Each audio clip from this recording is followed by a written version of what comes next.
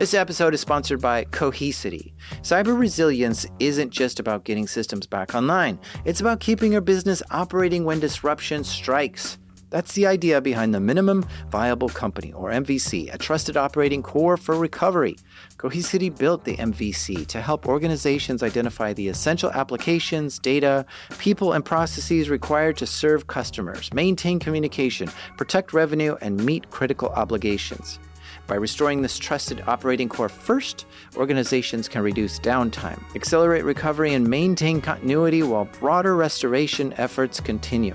It also provides a clear recovery target, enabling teams to focus resources where they will have the greatest business impact. Learn more at cohesity.com/resilience. That's cohesity.com/resilience. Cohesity, resilience everywhere.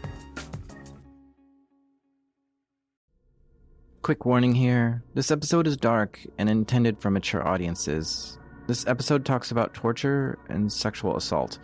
It doesn't get super graphical where you may vomit from it, but it does come up. Yeonmi Park was born in 1993 in North Korea. She grew up with her mother, father, and sister in a small house near the Chinese border.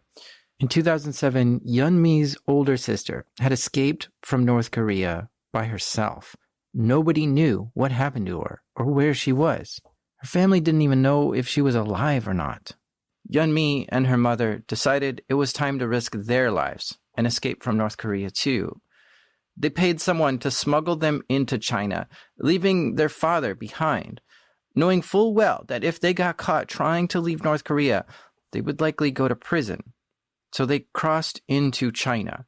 But even China was not safe for them. If the Chinese police or government catches North Korean defectors, they send them back to North Korea. So Yeonmi and her mother had to stay hidden while in China and rely on whoever was kind enough to help them. But unfortunately, there's a really bad sex and human trafficking problem in China. And North Korean defectors are especially vulnerable because they're so desperate, and the Chinese government does not grant them refugee status. Yeonmi and her mother were captured by one of these sex trafficking rings. Yeonmi was 13, and her captor wanted to have sex with her, but her mother begged him not to, and ultimately let herself get raped in order to spare Yeonmi. Each day, Yeonmi and her mother tried to find ways to escape out of their situation in China. At this point, Yeonmi was 13 and sold into a sex trafficking ring for $300. She was separated from her mother, too. So imagine how scared she must have been. She was alive, but she was terrified every day. At some point, her father came to look for them and found Yeonmi in China, but he was very sick. And shortly upon finding Yeonmi, he died. She cremated her own father secretly at 3 a.m. so she wouldn't be caught. She continued on her journey to escape both North Korea and her enslavers in China. The best option she had was to find a way to get all the way to Mongolia, where they don't send North Koreans back. If she could get to Mongolia, she thought she'd be safe, but this is about 1,000 miles to travel. It's like going from Florida to New York, all while staying hidden, without money, and in a country that you don't speak the language. But she was determined. Her life depended on it. So she escaped from her enslavers and captors and began trekking across China towards Mongolia. Again, she's just 13 years old. She would move at night in the freezing cold with only the stars to guide her.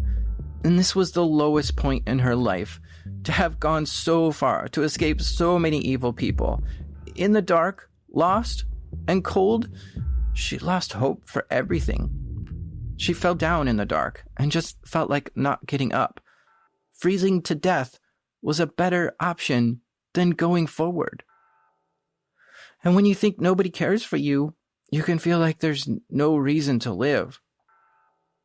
But she did get back up and continued to crawl under barbed wire in the dark and made it into Mongolia. And from there, she was sent to South Korea, where she was able to connect with human rights groups, and they were able to help her.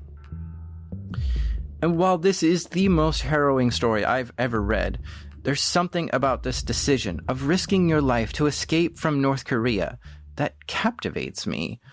Because in North Korea, they brainwash you into believing that the supreme leader and the country are the best in the world and more important than anything. And you should put all your wants and desires aside to help the supreme leader.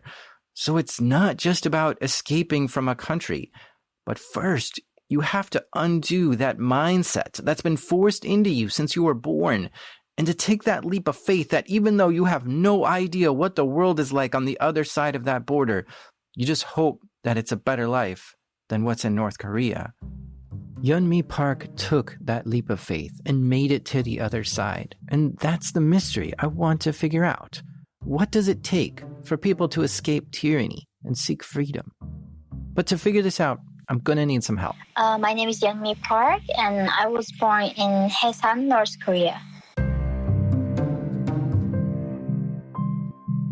These are true stories from the dark side of the internet. I'm Jack Resider. This is Darknet Diaries.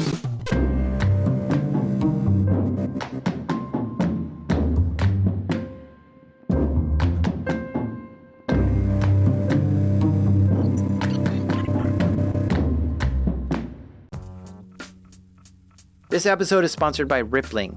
These days, you can chat with AI about almost any business problem, but only Rippling AI is built to solve them. That's because Rippling is the only AI built on your live global workforce data, giving you full visibility into your business and the ability to take action with AI that executes across departments. Say you want to retain top talent. Just ask Rippling, who are my top performers this year, and instantly receive a workforce report highlighting your best employees with supporting data like comp ratios, performance reviews, and engagement metrics. Rippling AI can turn these insights into proposed retention strategies, including a recommended 10% spot bonus for top performers. So don't settle for AI that's all talk. Head to rippling.ai/darknet and get AI that turns insight into action. That's Rippling, spelled Rippling. Rippling.ai/darknet. Sign up for your exclusive access today.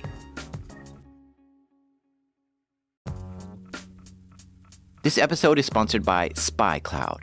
Everyday stolen identity data like credentials, session cookies, PII, and more flows through criminal underground markets. Most companies don't know what's been exposed until it's too late.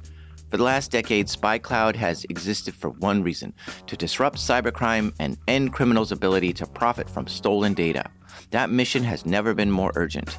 SpyCloud's latest idea has been to recapture darknet data from successful phishes, info-stealer malware, combo lists, and breachers to put it to good use. They transform it into automated identity threat protection using advanced analytics and AI to protect workforce, consumers, and supplier identities from authentication bypass, session hijacking, account takeover, ransomware, and fraud. Don't wait to become the headline. Find out what criminals already know about your organization. Get your free Darknet exposure report at spycloud.com/darknetdiaries. That's spycloud.com/darknetdiaries. Okay, yeah, we're going to go deep into North Korea on this episode. But to talk about the mindset on why people defect doesn't sound like a tech hacker story, does it? Yeah, well, true. I promise there is tech involved in this story, and it's actually tech that you have laying around your home that can help people in North Korea. And we'll get to that, I promise. Just have a little patience at first. You might also think, how is North Korea related to stories about the dark parts of the internet? Well, it's a dark place. I mean, like, literally, it is the darkest place on Earth. If you see the Google satellite photos, it is like literally the black hole of this universe. I mean, this is our Earth, at least. Yeah, I just like, whenever I think about North Korea, I do not remember any color. Just everything seemed to me gray. I first want to understand what life is like in North Korea, and that's why I have Yeonmi here. She was born in the town of Haesan in North Korea in 1993, which makes her 27 now. Now, Haesan is in the northern part of North Korea. In fact, it's right on the border of China.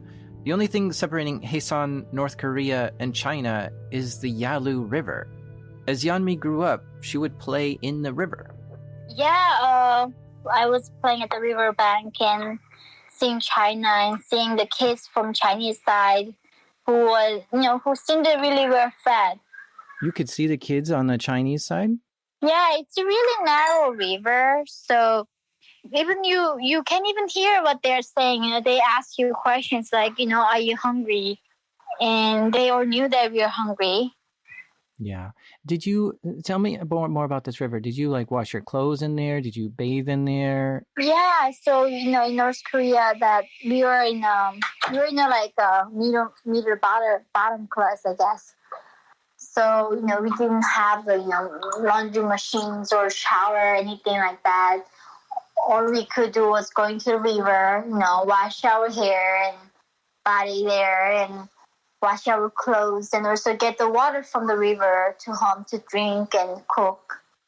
So it was the main source for us to do anything with daily living. But it's the north part, which is cold in the winter. Did you also do that in the winter? Yeah, in the winter, I couldn't even go shower. Take a bath there. But in the winter, I still had to go to wash clothes and get water. So it is freezing that somebody digs a hole in the frozen Yalu River. And in that hole, actually, a lot of times, children fall or adults fall and just die and get drowned. And it's a really risky thing to do, but what can you do? It's a life. Every day is like life and death situation. You're not bothered by that kind of danger, and not because you need water to survive. There's no your water comes in the house. You have to go somewhere to get the water, and you still have to wash your clothes. So I remember in the winter time, you might just go not taking baths for a month. Why doesn't your city have running water and running electricity?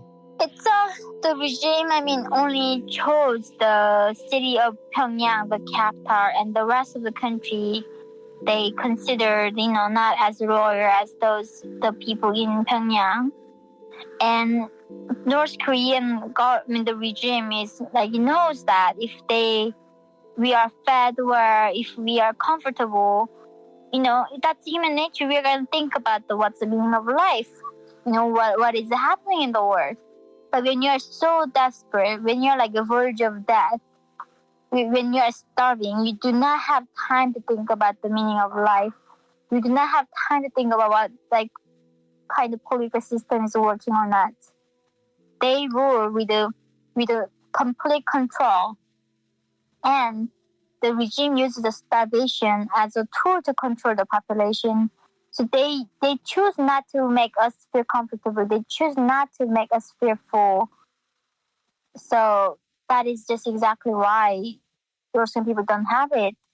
The regime has enough resources to feed these people and get all those facilities, but they choose not to in order to control us. I think it's important to understand why there's no food, water, or electricity in Yeonmi's town. So we'll do a quick 5-minute North Korean history lesson. 100 years ago, Japan had taken over the whole Korean peninsula. Then, in the 1940s, World War II happened, and Japan bombed the U.S. naval base Pearl Harbor. The U.S. didn't like this, so they bombed Japan back. But the U.S. had bigger bombs. A nuclear bomb was detonated in Japan, but Japan didn't surrender. So a second nuclear bomb was detonated in Japan. And with that, in 1945, Japan surrendered. Now, when they surrendered, there was both U.S. troops and Soviet troops in the Korean peninsula, and neither wanted to leave. So they both agreed, let's just split Korea right down the middle and establish its own countries on both sides. Sort of like how Germany got split into East and West Germany, Korea got split into North and South Korea. U.S. established the Republic of Korea for the South, where Seoul would be the capital, and the Soviets in the North. In 1948, they established the Democratic People's Republic of Korea, DPRK. But I don't believe it's democratic or republic, despite the name. It's been rated the least democratic country on Earth. One of the first things the Soviets needed to do was establish a new leader. They held so-called elections, but it's widely believed those votes didn't count, and the Soviets just placed Kim Il-sung as the first leader of North Korea. Kim Il-sung developed an ideology called Juche, which was focused on the principles of national independence and self-reliance. The whole idea was that North Korea wouldn't need to rely on any other governments or global powers in order for a nation to thrive. But this idea was taken to the extreme. The leader was soon calling himself the supreme leader, and was convincing everyone that he personally was feeding and giving clothes to the people of North Korea. And he would also say that he personally liberated North Korea from its oppressors by fighting in the wars. And he would make the teachers teach this in school. And after decades of it being taught, it was instilled. Because if you didn't believe it, you were taken away, and tortured, or beaten, or brought down in social rank. See, North Korea has this very harsh caste system. Those that show great loyalty to the country or leader will be given a higher class compared to those who don't. So anyone who fought in the war against Japan was in the highest class. And those who were farmers or even lawyers were the lowest class. The people of the higher classes get better things. They get to live closer to the supreme leader, and they get things like food, electricity, and water. People in the lower class, they don't get that. Now, the North Koreans relied heavily on aid from the Soviet Union, which was still their biggest ally, and sent them food, electricity, and supplies. So when the Soviet Union broke apart in the early 1990s, it had an immediate impact on North Korea. They lost their biggest ally. No more food or aid was sent. This resulted in a sharp loss for North Korea, who had been getting a lot of resources from the Soviet Union.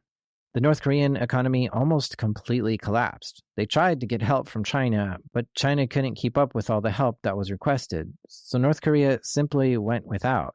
It could not provide enough water, food, and supplies for the nation. But besides that, in the same decade, the 1990s, a great famine came over North Korea. The country could not grow enough food for its own people. And since everything is government-controlled, the caste system went into even stronger effect. Only the people who were the most loyal could eat. The least loyal would starve to death. This was an extremely cruel way to control the minds of the people and get them to be even more obedient than ever, which often meant turning in your friends or family if you saw them doing things against the rules. They might get tortured, just so you could eat a little that day and show more loyalty.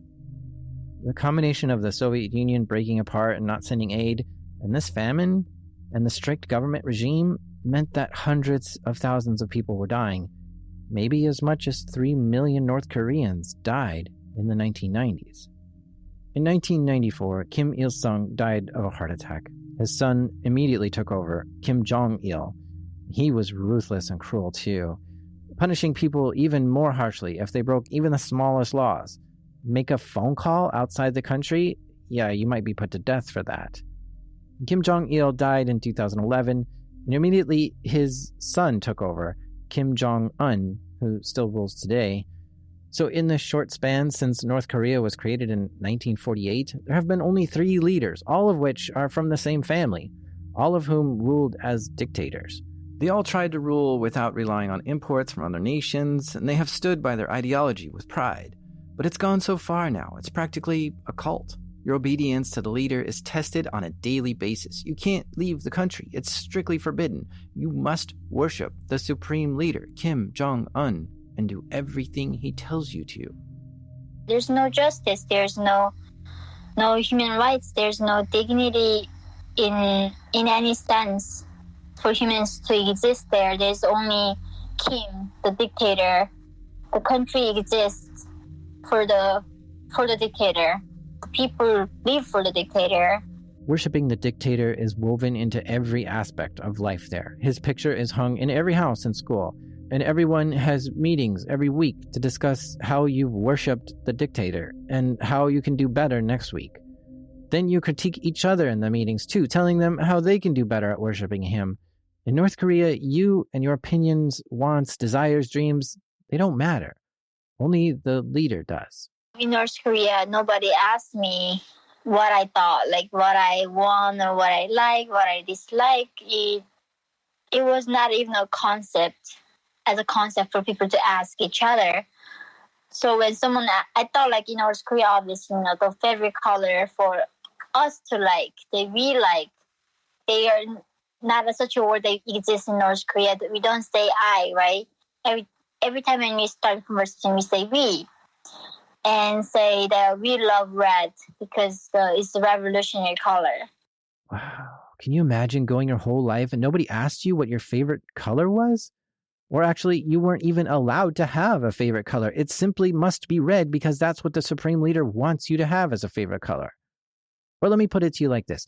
We typically have many meanings for the word love.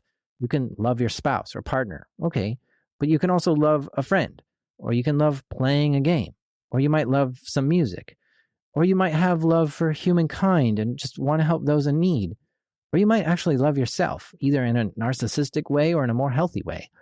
But in North Korea, none of that exists. They do not experience any of this. The only love you're allowed to experience is love for the Supreme Leader. It's madness. Can you imagine not knowing what love is? Except for the one person who told you that you have to love them? Now, even though the country tries to be independent, it's not. It relies heavily on imports to keep its people alive. We're not talking about luxury goods here. We're just talking about basic food and clothes and supplies. In fact, Yeonmi's father had a job handling these imports. Initially, he studied, sugar, dried fish, rice, cloth. He was a civil servant, doing work for the government.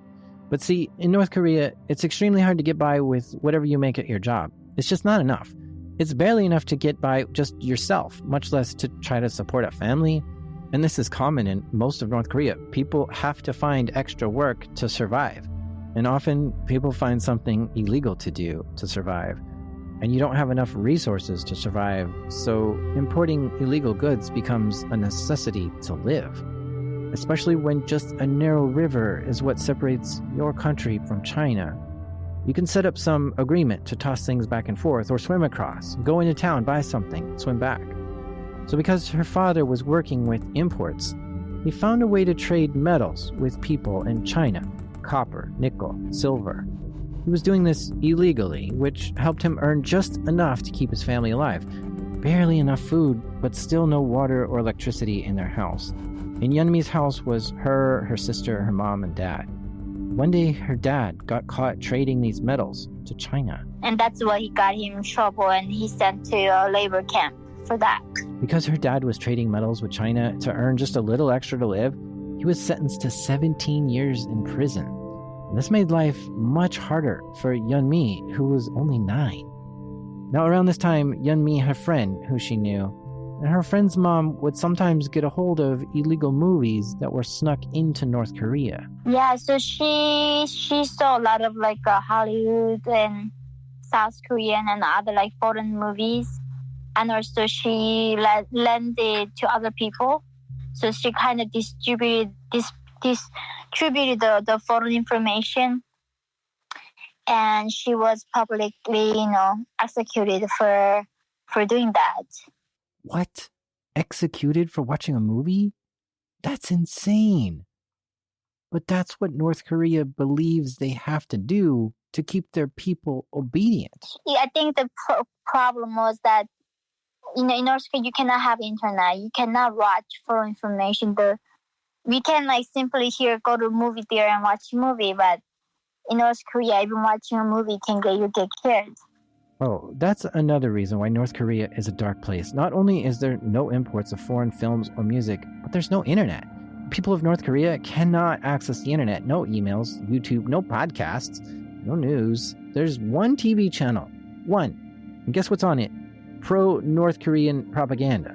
And everyone's given a radio, and the only radio station that the radio works on is a pro-North Korean propaganda radio station. And I think you actually have to listen to it on certain days to hear what the Supreme Leader is doing. Was there any sort of computers in school for you?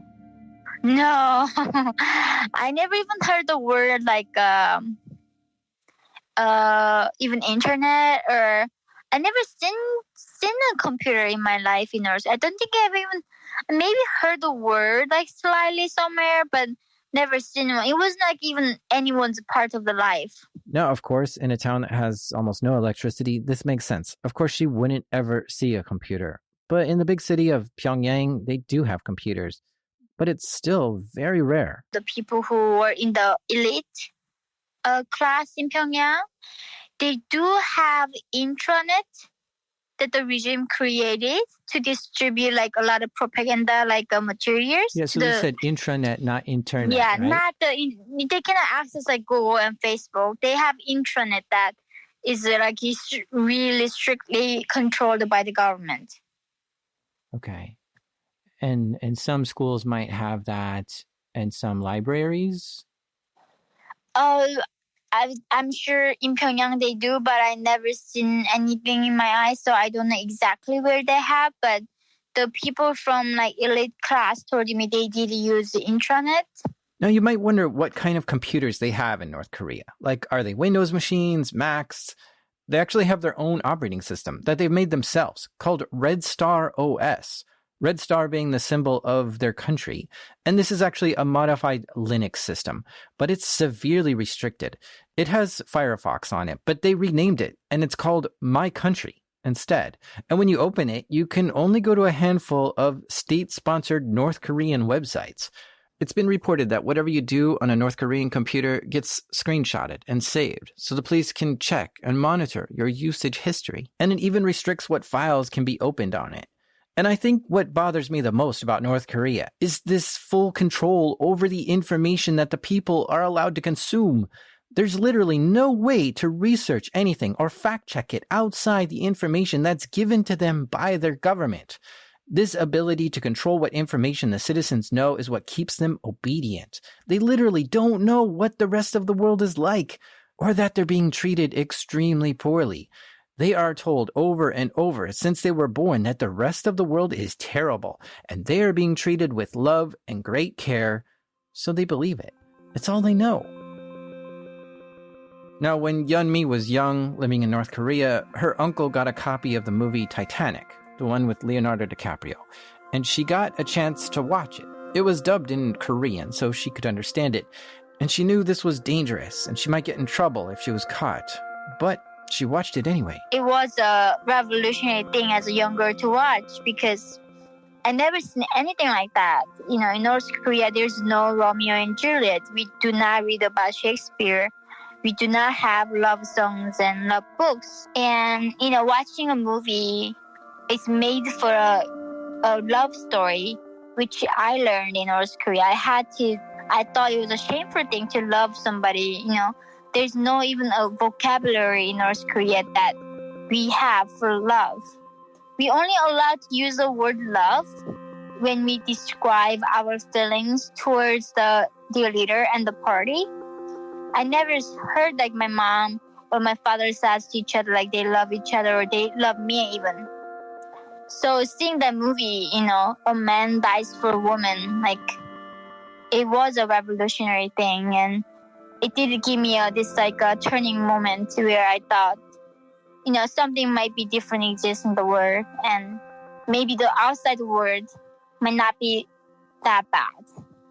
Because in North Korea, it's George Orwell's 1984. They say there are enemies trying to attack us constantly, and we have our dear leader is protecting us from these monsters and coming to kill us and torture us, So they teach us how to hate our enemies since our birth and how to be grateful for their leader to protect us. So seeing that movie is I thought all Americans were bastards and monsters.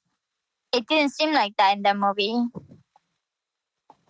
So yeah, that definitely gave me some taste of freedom and humanity, I think. And what a strange way to first understand that concept of humanity by watching Titanic. But yet it was so powerful at the same time to secretly peer into another culture that you aren't supposed to see and be struck by a completely new concept such as love. And remember, she somehow watched this even though she didn't have electricity.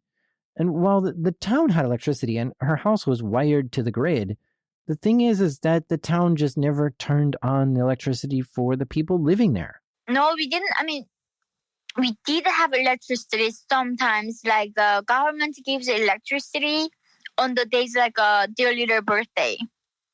or like New Year's Day. So those days they give us electricity so we can watch those like propaganda materials.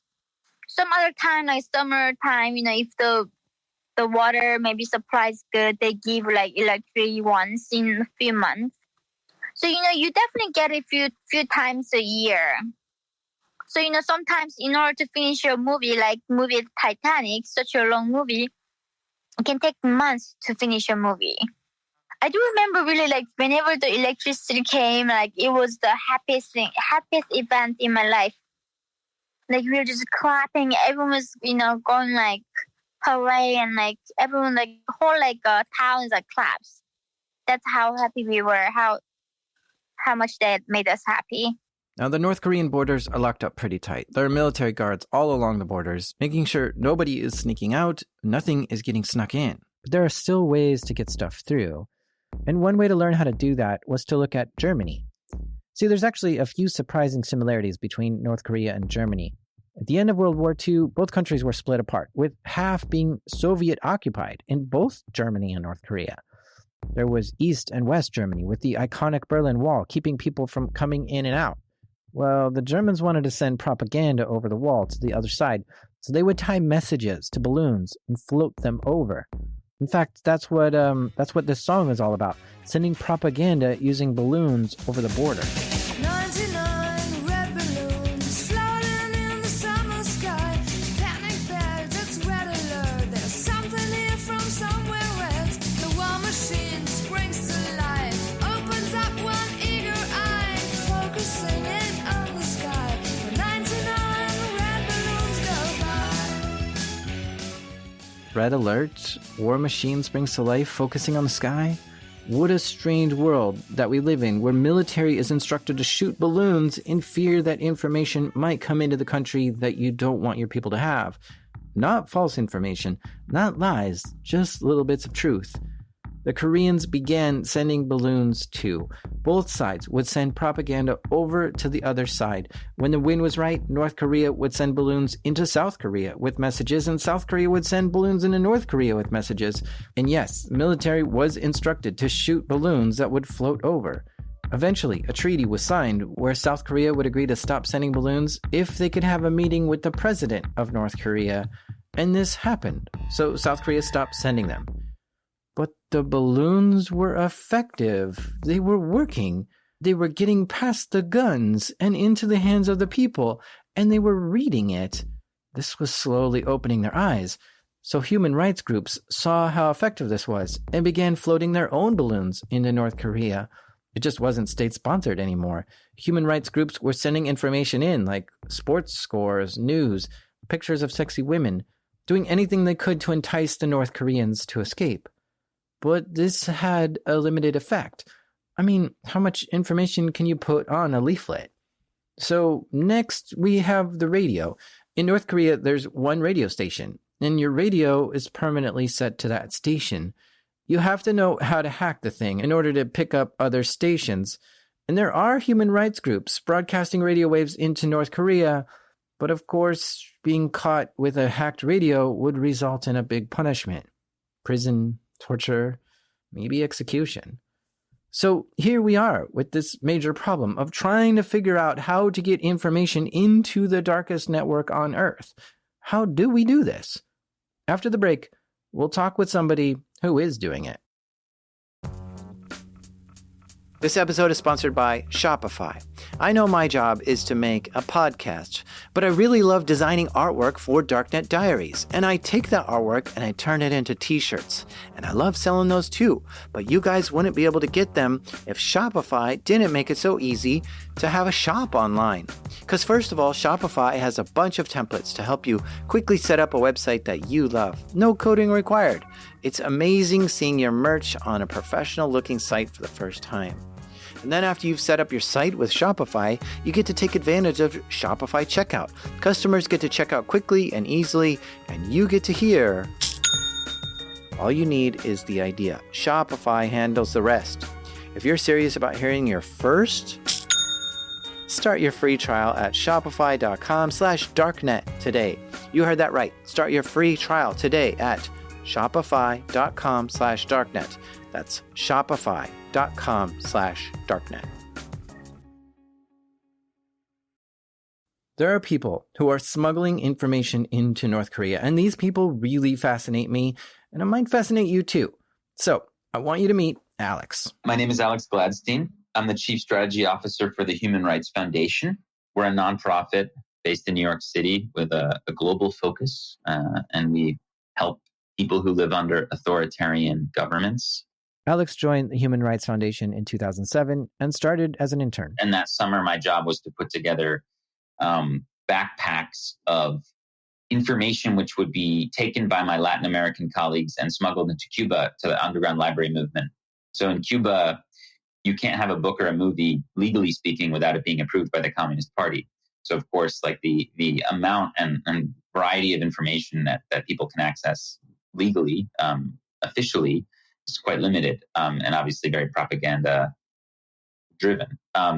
So, we sent in all kinds of movies dubbed into Spanish, ebooks, everything from Animal Farm to V for Vendetta. And people would read and watch these things in their homes and create small discussion groups. And this was a program we ran for several years. It was really successful. And that gave us the confidence and expertise, I would say, to be able to say, hey, putting information into the hands of people who live under an information monopoly is actually really important for a whole bunch of reasons. Why don't we try to help the people in North Korea? See, here's the way I look at it. IT stands for information technology. The entire point of IT is to find an effective way of exchanging information between two people or places or machines or whatever. And hacking typically involves stealing information you aren't supposed to have. But here in North Korea, we have an anomaly. A problem even. We're here in the year 2020 now. How can we use technology effectively to get information into North Korea? This is an IT problem like no other. And if we could somehow inject information into the country, what would be the perfect elixir of truth that would be the most impactful to the people there to get them to either leave or overthrow their regime? Last decade, they were seeing DVDs getting smuggled into North Korea with all kinds of foreign movies and shows on them. This was eye-opening to a lot of North Koreans, educating them and teaching them about all the different cultures of the world, which opened their eyes to realize their own country might not be so good. But the government caught on to this and came up with a solution. The thing with CDs and DVDs is, they were great for a long time, but the problem is now, so what the government will do sometimes is come and just shut down the electricity in your village, and then they'll come into your house and they'll look at what was in your DVD player. Yeah, so that's one of the tactics the government use. So they really do want to control what we think, right? And people still go risk their life to watch this foreign information. And China is the good source. A lot of smugglers go to China and bring these DVDs to, that contains foreign information, the foreign movies. And when people watch this, the government try to be tricky. They give the electricity out of nowhere, and then suddenly they shut it down. And when that happens, you cannot really get the DVD out of the player, and this police would get these people and punish them and send them to camp or sometimes even execution. You say if you get caught with a DVD from another country, you might get executed for that? So so the thing is with these dictatorships is that they are not consistent. They sometimes execute someone for eating cow. My mom saw this young man got executed because he stole a cow from the farm, their union, and he had TB, so he ate the cow, and that was his crime that he was executed. So the human life is less valued than even cow in North Korea. And sometimes not. So the government is not always executing people for watching foreign information, but when they want to make a showcase, when they want to spread the fear, want to show people this is what you're gonna be, this is what you're gonna get if you watch foreign information. So they do these showcases and then execute people. But I did also hear people who wasn't executed for watching DVDs and just sent to prison camp. So yeah, technically you can definitely get executed for watching something or like banned information the government don't want you to like watch. So it sounds like CDs and DVDs aren't a good solution here. So what people have been doing is putting information on USB flash drives and sometimes SD cards because you can easily take them out and hide them if the power is shut off to your house. And you can put a lot more information on them compared to DVDs too. The other thing is that, I mean, it sounds horrifying, but like in a pinch, you can swallow it, right? You just eat it. Can't really do that with the DVD. This is what defectors have told me. So SD cards are really interesting because they're really super tiny, right? So obviously super easy to conceal. The smaller we can make storage technology, the easier it'll be to get information into dictatorships, and the harder it will be for authoritarians to control and have information monopoly. So Alex developed a plan to sneak USB drives into North Korea, and they called the project Flash Drives for Freedom. That's what we assessed with the Flash Drives for Freedom initiative, is that, hey, there needs to be a way to get everybody in the world involved with getting information into North Korea. So let's come up with an idea. So one of my colleagues, Jim Warnock, came up with the name Flash Drives for Freedom, and some guys at Leo Burnett, the really prominent ad company, decided to volunteer to create that imagery that you've seen, which is like the Kim Jong-un face with the blue background with the USB mouth. And we debuted at South by Southwest 2016, and we've raised enough support to be able to send in, at this point, more than 70,000 flash drives into North Korea. And if you just think about that for a second, there's about 25 million people in North Korea, and 70,000 USB sticks. I mean, each one gets shared a lot. Remember, these are very valuable. So not only is each movie watched by like a small group, but like once you're done with it, you give it to somebody else. So based on our field work, each flash drive gets shared at least 10 times. So we're talking like close to 1 million people who've been directly influenced by the work that we've done. And we think potentially a lot more when you think about like kind of other effects. And, you know, with more support from people, we can make a much bigger difference. This is the strangest way to hack I've ever seen. Picture the whole country of North Korea like a super secure network. Nothing gets in or out of there. And your goal is to get data into the network. And not to poison it or corrupt it. But no, it's just to correct the data that's in there. The data inside North Korea is poison. And the antidote is on the USB drives. So how do you hack this network to get the data in? Well, I guess it would start with, I don't know, maybe a school in Wisconsin hears about the drive. They've read about it in the media. So they do a little collection at lunchtime, and they mail us 6 flash drives. So they go to our collection point in Palo Alto. Usually the flash drives we receive are new. If they're not new, we work with security experts to wipe them in as complete way as we can. At that point, they're packaged up and shipped to South Korea, to our partners. There are several organizations there, as I mentioned, that are led by North Koreans, focused on getting this stuff into South Korea. So at that point, the drives will arrive at their offices, and they've been running these focus groups. Okay, so in previous weeks, up until this day that we're talking about, they've been sitting down recent people who've arrived to South Korea from North Korea and interviewing them about what kind of content is hot right now or what's like interesting right now. And they've also been like doing like sessions where they'll play certain content and see how it rates, right? So it's sort of like with TV in the United States, but you know, we're trying to get the most effective content possible. So once a batch is determined, once a particular mix of perhaps interviews with defectors, dramas, soap operas, movies, maybe some outside clippings of news. Some of them are like have the gospels, you know, like they have the Bible verses. Some of them have, you know, the American TV show Friends, or the, you know, the housewives, the reality shows, or, you know, the fashion shows, or like sitcom, or like, you know, thriller. Once a particular elixir of truth is mixed and put on to the drives, they have these little machines where you can basically upload.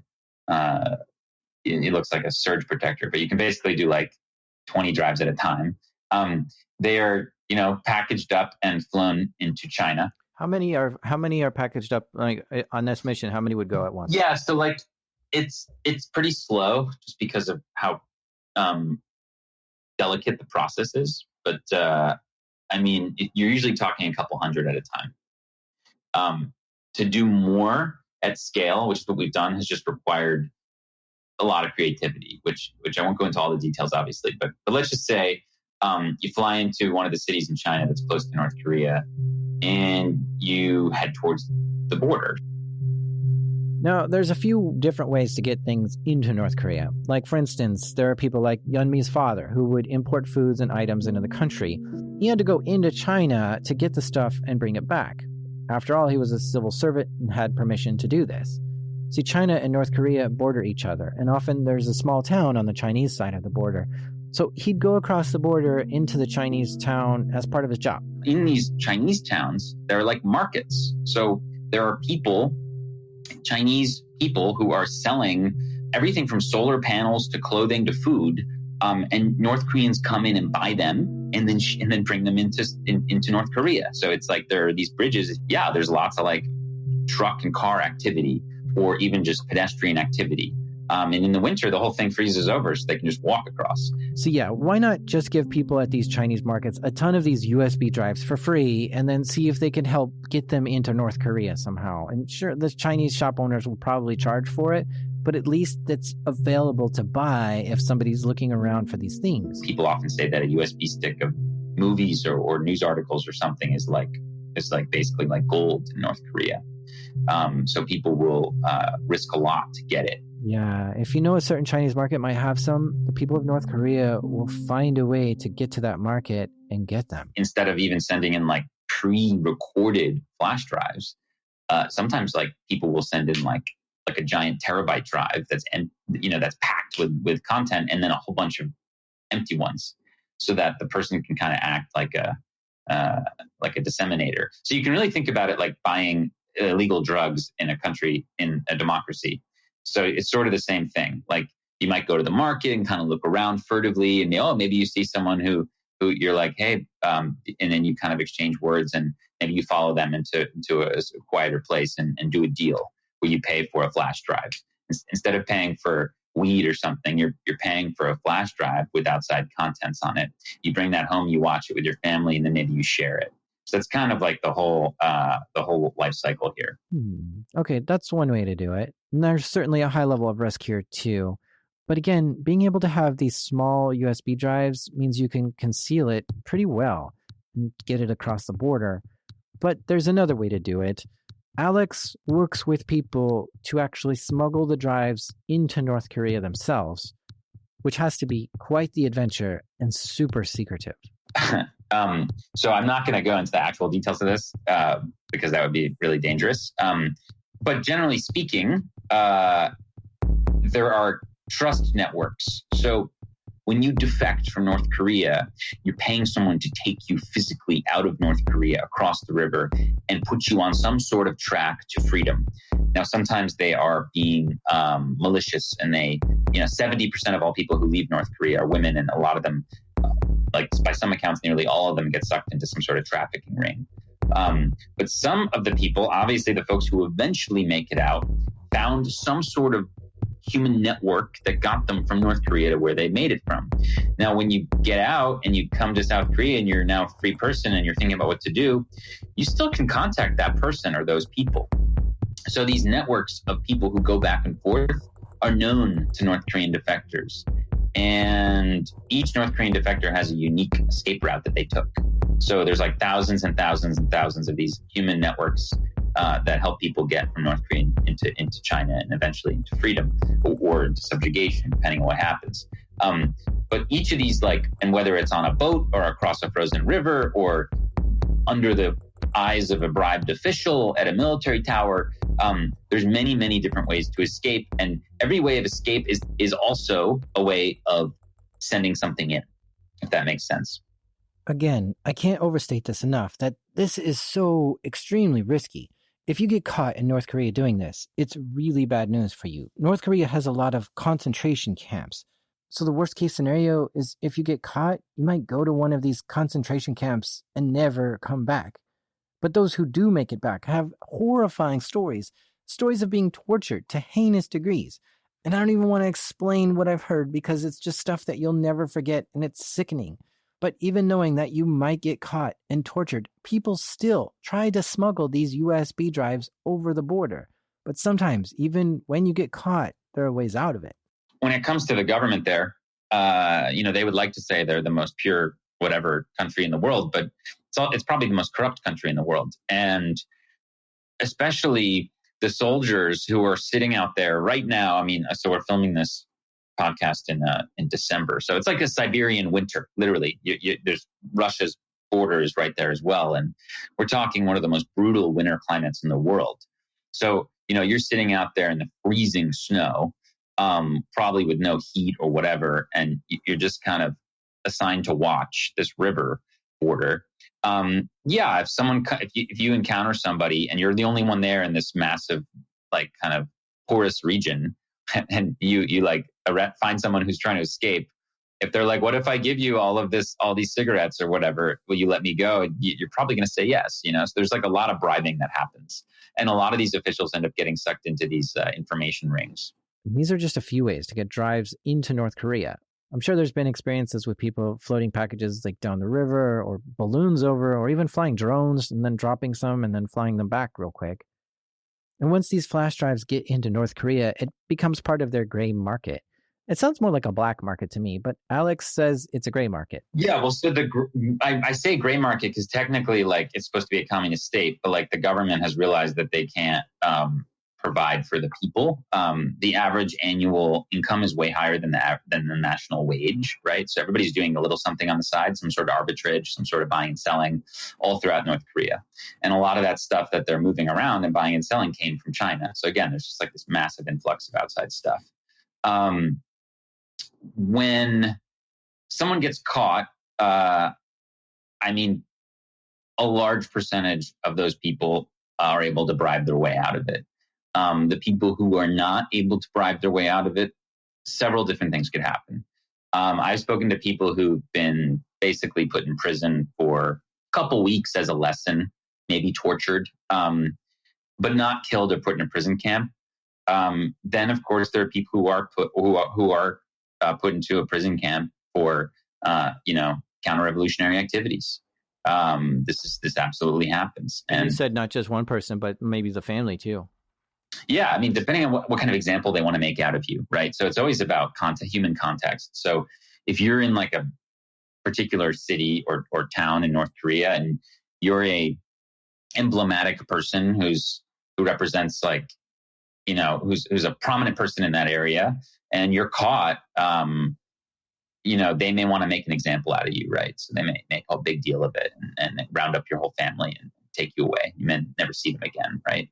So how I don't know, bloodthirsty is the government to try to find these things? Because you said earlier they may shut off the power to try to find CDs and drives. Very. Are they really looking? Very. I mean, because their entire architecture of power relies on having an information monopoly. If a certain percentage of the North Korean people realize that what they're told, that they're the luckiest people in the world and everything else is like a dumpster fire, is not true, things will change very quickly. So it's just a matter of time. I mean, right now, no one really knows, but certainly less than half of North Koreans actually know, like have a good grasp of what the outside world is like. It's probably closer to less than a third, maybe even less than a quarter.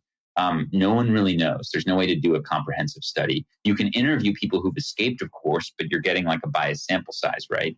You're only interviewing people who managed to escape, which is like a tiny little fraction of the actual population. But let's say it's like, for the purposes of this hypothetical, that 1 out of every 3 North Koreans today realizes that everything they've been told is a lie. They're in the minority. Once that number becomes north of 50 or even gets to 70, 80%, there's no way that the government can sustain itself. So, every program has to have a goal, right? So, what is our goal? I think from everything we've been told, the idea that there's going to be some sort of grassroots revolution is just not going to happen in North Korea. The monopoly of power and violence is too stacked on the government's side. However, what could very well happen is some sort of coup at the top where the military or the 1% in North Korea, like, just learn enough about what's going on in the outside world where they're basically like, enough of this, and they get rid of this theocratic, Kim dynasty, and they take power for themselves. And you have a military dictatorship in North Korea now, no longer a theocratic sort of dynasty, but you have a military dictatorship in North Korea that's willing to negotiate. So Kim Jong-un's uncle was one of these guys, but they called him a reformer. So he's the one who used to deal with the Chinese. Now, of course, Kim Jong-un saw this as a threat and killed him, within weeks of taking power, right? One of the first things he did as like a signal to everybody else that, we're going to get rid of all the reformers. But if the Kim family, moves out of the equation, all of a sudden you have a huge opportunity for actually having a constructive dialogue with the North Korean government, where it's like, oh, well, if you guys close 5 prison camps, we'll let you compete in the Olympics or something. Like this would actually open the door to this. Okay, if you disassemble 5 tactical weapons, then, we'll allow you, we'll get rid of this particular sanction scheme. Like you could actually start having this discussion if there wasn't like a lunatic theocratic religious government in North Korea. If it was just like a straight up military dictatorship. And that's, I think, what we want. And as a first step towards a free North Korea, which would be, of course, part of the whole peninsula, would be a free country. It would be a one Korea. So that's, of course, the ultimate vision here. It's so amazing to me to think that if enough people in North Korea had the right elixir of truth, it would result in a country flipping over.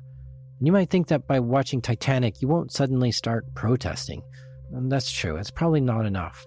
But at the same time, you might wake up to your father being hauled off to a prison camp simply for making a phone call. Or you just might be starving to death or freezing to death. And if you push someone into a corner with no way out, they'll do something completely unexpected just to survive. And the people of North Korea are pushed into a corner every day, so sometimes just a little drop of truth is all that it takes for them to break out of their thought-controlled mind and realize that the dictator has purposely been starving people to death just to keep them in order. And for what? Just to maintain his power?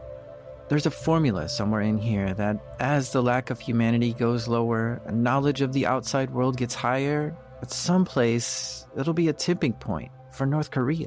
Definitely. I mean, that's the only thing I think is gonna... It's a really long-term investment, right? North Korean regime has been there for more than 70 years. In 30 more years, it's gonna be 1 century it's been this way. They've been doing this brainwashing so many years on people's mind. They've been and only de-brainwashing these people it's a truth, and this USV contains truth in it, and it has information about freedom and human rights and all about this world.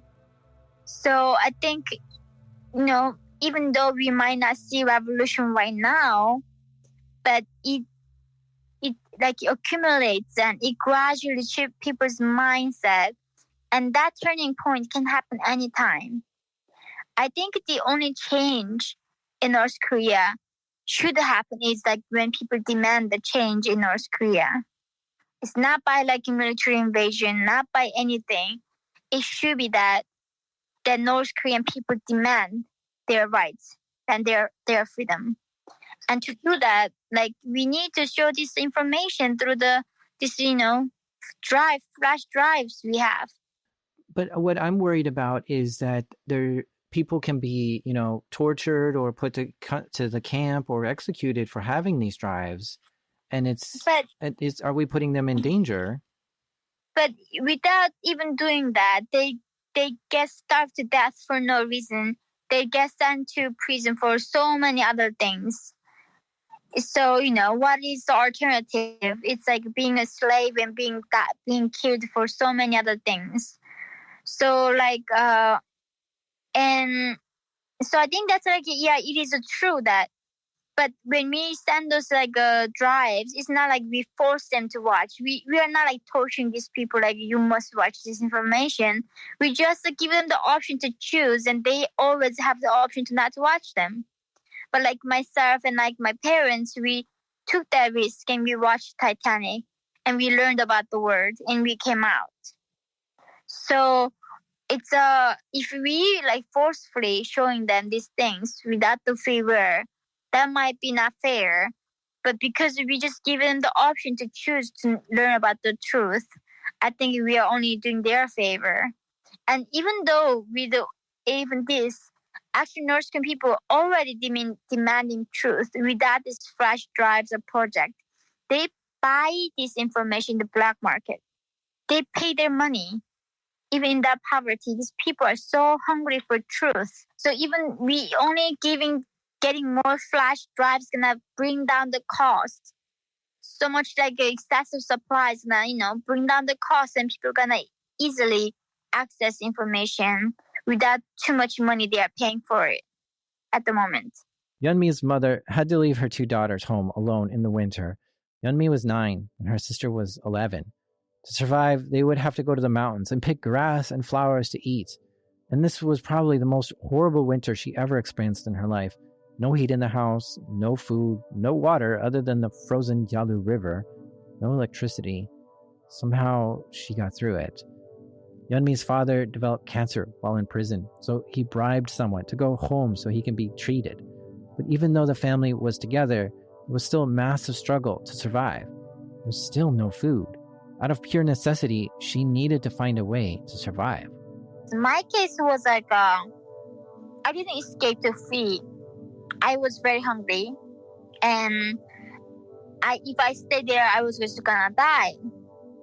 My only motivation was starvation. Like, I wanted to find something to eat, and that was, going where the lights were.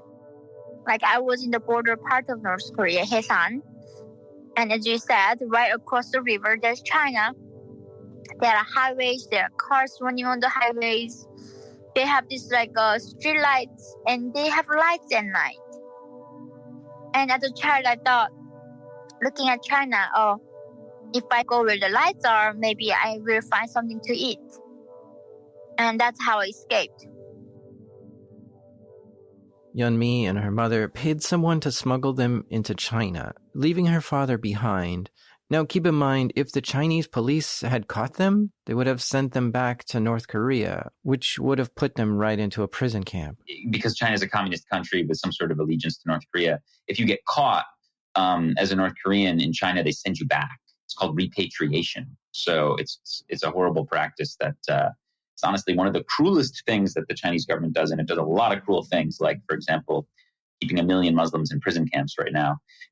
But when you're sending someone back to North Korea, they're facing either execution, of course, without trial, or with a mock trial, or more likely imprisonment in a gulag where they're going to starve to death or something. As you heard, Yeonmi narrowly escaped and made it to South Korea. When she got there, she started attending a school. And one day the teacher asked her what her favorite color was. This was the first time ever anyone asked her this. And she was 14 years old. I didn't understand the question because, in North Korea, nobody asked me what I thought, like what I want or what I like, what I dislike. It was not even a concept for people to ask each other. She didn't know she was allowed to have a favorite color, so it took her a while to figure things out and to discover her own self. So what is her favorite color? It's just spring green. Spring green, good choice. And while in Korea, she learned English by watching the TV show Friends. I actually literally learned my English through watching Friends. I watched it 30 times from season 1 to 10. So it was insane, my obsession with Friends. But I think first time when I saw the show, it was it wasn't funny because the humor is something that you need to understand the culture and you get it. So it took many, many, many times for me to get the jokes and finally enjoy the show. She was able to slowly establish herself in the world and feels incredibly happy to have escaped. And actually, she's living in the US now. And she just finished getting her degree at a university and is becoming a human rights advocate and helping others. It's happy. I should be a billion, a trillion, zillion times happier than when I was in North Korea, because now I enter home and like you press the switch, the lights on, right? I get this hot water. I mean, but somehow it is. I think I'm happier definitely than in North Korea, but it's not like that little things that you appreciate when you really have nothing is, I think, very different. So how could the audience help North Korea? I think it's like the Euro audience are very into like technology and they are very mindful of this tool. I think one of the ways they can help is definitely getting more information into North Korea through flash drives. I think at the moment it is really a war that we have. The regime is, breeding these people with propaganda materials, but the flash drives they were sending into North Korea contains truth about humanity, about the world, about freedom, and about the potential of North Korean people. So I think this is really an opportunity for all of us to get involved in portion of the work. And I do believe that North Korea will be free in our lifetime. And we all can say that we did something to free these people when you are free.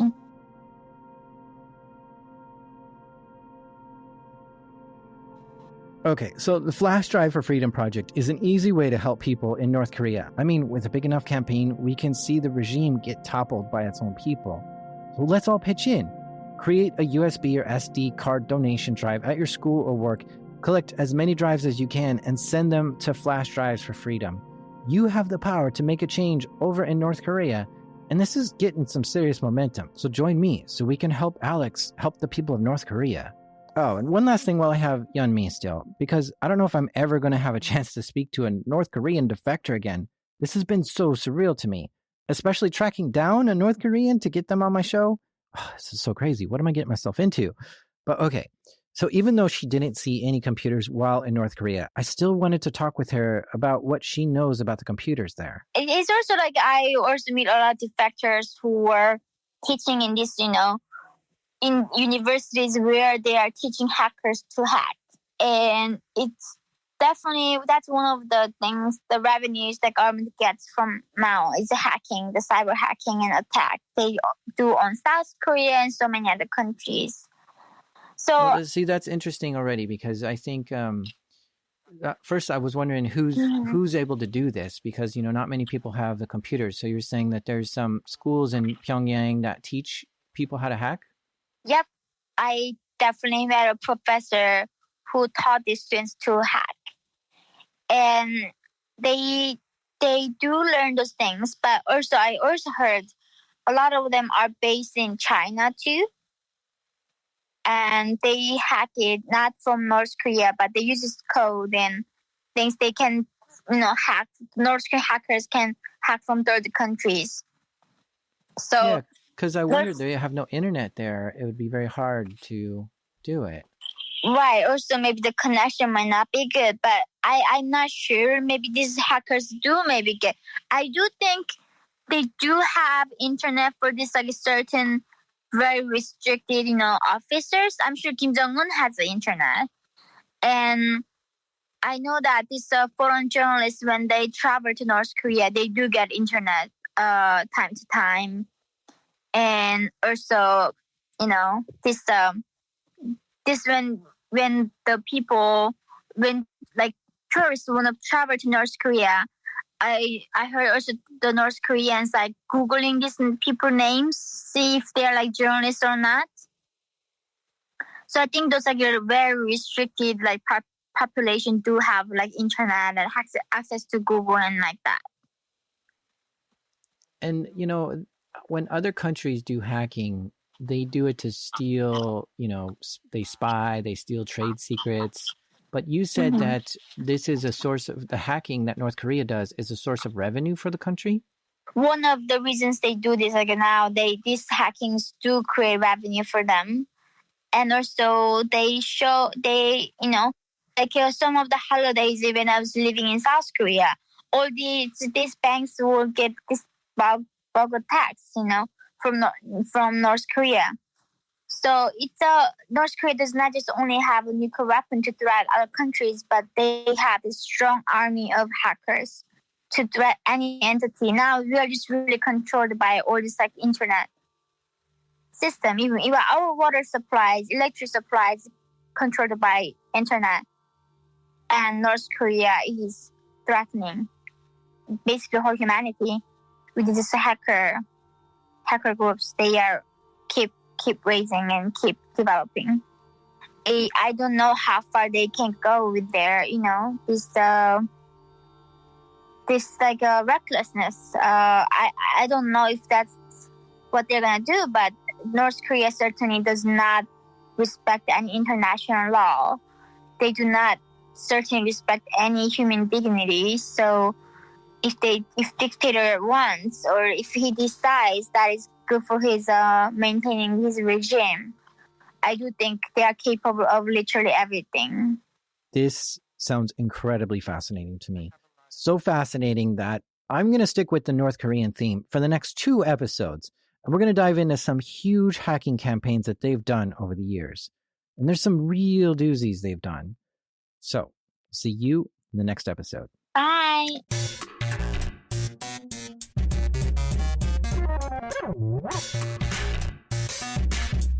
A very big thank you to Yeonmi Park. Your story is so inspiring. Thank you so much for sharing it with us.